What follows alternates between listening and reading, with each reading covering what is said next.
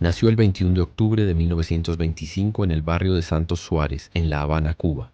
Su nombre completo era Úrsula Hilaria Celia de la Caridad Cruz Alfonso, pero el mundo la conocería simplemente como Celia Cruz, la reina de la salsa.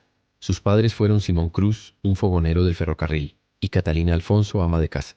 Venía de una familia humilde, donde el trabajo y la fe marcaban cada día. Celia era la segunda de 4 hermanos, aunque siempre decía que su casa estaba llena de primos y amigos. Un lugar donde nunca faltaban las risas, las historias y la música.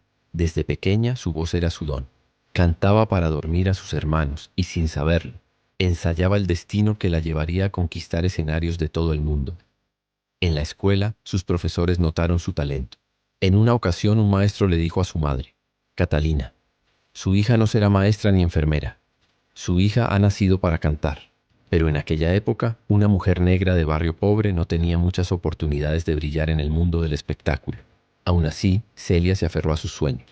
Inspirada por grandes intérpretes del momento como Paulina Álvarez, Olga Guillot y Toña la Negra, empezó a cantar en fiestas familiares, en concursos locales y más tarde en programas de radio.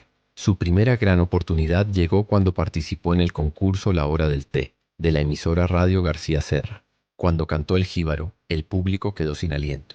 Aquella voz potente, dulce y llena de sabor caribeño se robó el corazón de los oyentes. No ganó el primer lugar, pero sí algo más valioso: la atención del público y de los productores musicales de la época.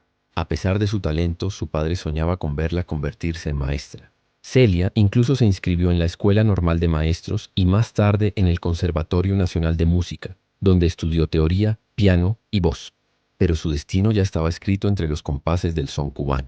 En los años 40, empezó a presentarse en clubes nocturnos habaneros, un ambiente dominado por hombres y donde las mujeres tenían que ganarse el respeto a base de talento. Y Celia lo logró. Su presencia en el escenario era pura energía. Cuando sonreía, parecía que todo el lugar se encendía. En 1947 entró como vocalista en el conjunto de las Mulatas de Fuego, una agrupación femenina de gran renombre. Aquello le abrió las puertas del circuito musical cubano. Sin embargo, el salto a la fama llegaría poco después, cuando el destino la puso frente a la legendaria Sonora Matancera, el grupo más famoso de Cuba. Era el año 1950. La Sonora buscaba reemplazo para su cantante principal, Mirta Silva, quien había regresado a Puerto Rico. Al principio, los músicos dudaron. ¿Una mujer tan joven y sin gran experiencia podía llenar ese vacío? Pero bastó una prueba de voz para disipar cualquier duda. Cuando Celia cantó por primera vez Cao Cao Maní Picao, todos supieron que algo grande acababa de comenzar. Su voz potente, su carisma y su inigualable estilo se mezclaron con el ritmo vibrante de la Sonora Matancera, creando una fusión que revolucionó la música tropical. En cuestión de meses, Celia Cruz se convirtió en un fenómeno. Su vida cambió por completo. Pasó de cantar en pequeños clubes a llenar teatros y viajar por América Latina. Las emisoras repetían una y otra vez sus temas: Burundanga, Yerberito Moderno, Tu Voz, entre muchos otros. Cada presentación era una fiesta, un derroche de alegría cubana. Pero detrás del brillo, Celia no olvidaba sus raíces. Siempre hablaba de su madre con devoción, de su niñez sencilla, de su gente. Decía que su voz era un regalo de Dios y que cada canción era una forma de agradecer por haber nacido cubana. A mediados de los años 50, la fama de Celia ya era internacional. Su nombre aparecía en revistas, radios y cines de toda América. Sin embargo, no todo era alegría. El mundo estaba cambiando y la historia pronto pondría a prueba su destino. El futuro de Cuba y de Celia Cruz estaba a punto de tomar un giro inesperado. El exilio, la nostalgia y el nacimiento de una leyenda mundial el año 1959 marcó un antes y un después, no solo para Cuba, sino para Celia Cruz. La revolución cubana había triunfado y el nuevo régimen transformó por completo la vida en la isla. Para muchos artistas, la incertidumbre comenzó a crecer y el ambiente de libertad creativa que existía en La Habana se desvaneció poco a poco. Celia, entonces ya una figura reconocida con la Sonora Matancera, se encontraba de gira en México cuando la historia tocó a su puerta. La banda debía regresar a Cuba, pero el nuevo gobierno impuso restricciones a los artistas.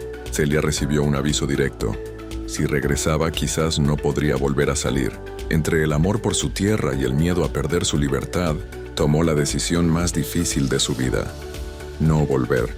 Aquel día, sin saberlo, dejó atrás su casa, sus amigos, su madre y su patria. La separación fue devastadora. En una entrevista años después, Celia confesó que cada noche lloraba recordando las calles de Santos Suárez, los tambores, el olor del café cubano. Decía que el exilio era una herida que nunca sanaba, una canción triste que no dejaba de sonar. En México, su carrera siguió en ascenso, pero el corazón le pesaba. Fue allí donde conoció a un músico que cambiaría su vida para siempre, Pedro Knight, trompetista de la Sonora Matancera. Su relación comenzó con amistad y risas entre giras, pero el amor los unió profundamente. Pedro se convirtió en su pareja, su compañero de vida y más adelante en su representante y escudo protector. En 1961, Celia y la Sonora Matancera fueron contratados para presentarse en Estados Unidos. Cruz llegó a Nueva York, la ciudad que se convertiría en su nuevo hogar. Pero empezar de cero no fue fácil. Aunque su nombre era famoso en Latinoamérica, en los Estados Unidos el público apenas la conocía. Sin embargo, su talento era imposible de ignorar. Celia comenzó a presentarse en clubes latinos del Bronx y Manhattan, donde el público, compuesto por puertorriqueños, dominicanos y cubanos exiliados, la recibió con los brazos abiertos. Cada vez que cantaba, parecía que la isla entera despertaba en su voz. Durante los años 60, la escena musical en Nueva York estaba cambiando. El son cubano, el mambo y el boogaloo se mezclaban con el jazz y el soul afroamericano, dando nacimiento a un nuevo sonido, la salsa. Y aunque al principio a Celia la consideraban una artista de la vieja guardia, ella supo reinventarse. En 1965, Pedro Knight decidió dejar la trompeta para dedicarse por completo a su esposa. Desde ese momento fue su representante, su apoyo incondicional y el amor de su vida. Celia solía decir, Pedro es mi brújula, mi casa, mi paz. Pero la tristeza por Cuba seguía siendo su sombra. En 1962 falleció su madre y Celia no pudo regresar para despedirla. Esa herida la acompañó por el resto de su vida. A partir de entonces prometió llevar a Cuba en su voz, cantar por los que se quedaron y mantener viva su cultura en cada escenario. En los años 70, Celia Cruz se unió a una nueva generación de músicos que revolucionarían la música latina. Willie Colón, Johnny Pacheco, Héctor Lavoe y el sello Fania Records, que más tarde se conocería como la Fania All Stars. Fue allí donde Celia encontró su nuevo hogar musical. Con Fania, su voz rugió de nuevo, pero esta vez mezclada con trompetas neoyorquinas, percusión afrocaribeña y letras que hablaban de identidad, resistencia y alegría. En cada concierto gritaba su famosa frase azúcar, una palabra que se volvió su sello, su bandera, su forma de endulzar el dolor del exilio. Azúcar no era solo una exclamación alegre, para Celia era una metáfora. En una entrevista dijo, lo digo por mis ancestros, que trabajaron en los cañaverales sin probar el azúcar que producían. Lo digo para que el mundo recuerde de dónde venimos. Durante esa década, su fama alcanzó dimensiones internacionales. Grabó discos que hoy son leyenda. Celia y Johnny, tremendo caché, Only They Could Have Made This Album. Su estilo único mezclaba la elegancia con la fuerza, la tradición cubana con el ritmo moderno de Nueva York. Celia se convirtió en símbolo de orgullo latino. No solo representaba la música, sino también la lucha del emigrante, la nostalgia del que canta con el alma porque extraña su tierra.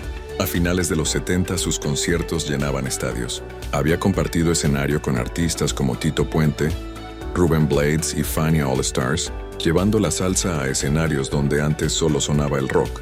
En Europa, África y Asia, el público se rendía ante su energía. Sin embargo, en su corazón siempre había una ausencia.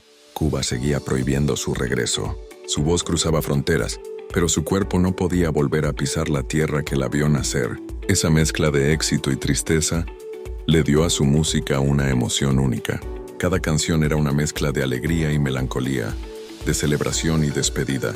Celia solía decir entre risas y lágrimas, yo canto porque no puedo llorar en el escenario. A comienzos de los años 80, Celia Cruz ya no era solo una cantante, era una leyenda viva. Su voz había cruzado fronteras, idiomas y generaciones. En cada rincón del mundo donde se escuchara un tambor, alguien gritaba su nombre con orgullo. Celia. Vivía en Nueva Jersey junto a su inseparable esposo, Pedro Knight, quien la acompañaba a todas partes. Aunque el exilio seguía doliendo, Celia decía que su público era su familia y que cada aplauso era una forma de volver a casa. Durante esa década su carrera se elevó aún más. Grabó discos memorables como Celia and Willy y La Candela Viva. Colaboró con figuras como Tito Puente, Rubén Blades y Gloria Estefan, y llevó la salsa a escenarios donde jamás había sonado una conga. Su estilo combinaba la fuerza del Caribe con la elegancia de una diva universal. En 1987 se presentó por primera vez en el Carnegie Hall de Nueva York, un templo de la música donde pocos artistas latinos habían llegado. Esa noche, vestida con un brillante traje de lentejuelas, Celia se convirtió en la reina absoluta del escenario. El público de pie la ovacionó durante minutos interminables. Su grito de batalla, "Azúcar", se volvió símbolo de identidad latina. Cada vez que lo decía, el público respondía con emoción, pero pocos sabían el verdadero significado espiritual detrás de esa palabra. Para Celia, azúcar era un homenaje a sus raíces, a la dulzura que sobrevivía incluso en medio del dolor. En los años 90, cuando muchos pensaban que su carrera ya había alcanzado su cima, Celia demostró lo contrario. Su voz seguía poderosa, su energía intacta. Ganó múltiples premios Grammy y Grammy Latino. Fue homenajeada en el Kennedy Center y recibió doctorados honoríficos por su contribución a la cultura hispana. Su imagen se convirtió en un ícono de la alegría y el orgullo latino. Llevaba turbantes, trajes brillantes y una sonrisa que iluminaba cualquier lugar. Decía que su misión era hacer feliz al público, aunque ella cargara tristeza por dentro. En 1990 viajó a República Dominicana, el país más cercano a Cuba que podía visitar. En una entrevista mirando el mar, dijo con los ojos humedecidos: "Ese mar que tú ves allá, al otro lado está mi tierra. No puedo verla, pero la siento en mi alma". A finales de los 90 su salud empezó a resentirse, pero Celia no se detenía. Seguía grabando, viajando y dando conciertos. En 2001 fue diagnosticada con un tumor cerebral maligno, una noticia que estremeció al mundo de la música. Pero ni siquiera el cáncer logró apagar su espíritu. Aún enferma, grabó uno de sus discos más recordados, Regalo del Alma. Su voz, aunque más suave, mantenía la fuerza de siempre. En esas canciones se notaba una despedida implícita, una serenidad que solo tienen los grandes artistas cuando saben que su obra vivirá para siempre. El 16 de julio de 2003, el mundo amaneció de luto. Celia Cruz falleció en su casa de Fort Lee, Nueva Jersey, a los 77 años. La noticia recorrió el planeta como una tormenta silenciosa. Desde La Habana hasta Nueva York, desde México hasta Madrid, millones de personas lloraron su partida. Su cuerpo fue velado en la Catedral de San Patricio, en Manhattan, donde más de 150,000 personas acudieron para despedirla.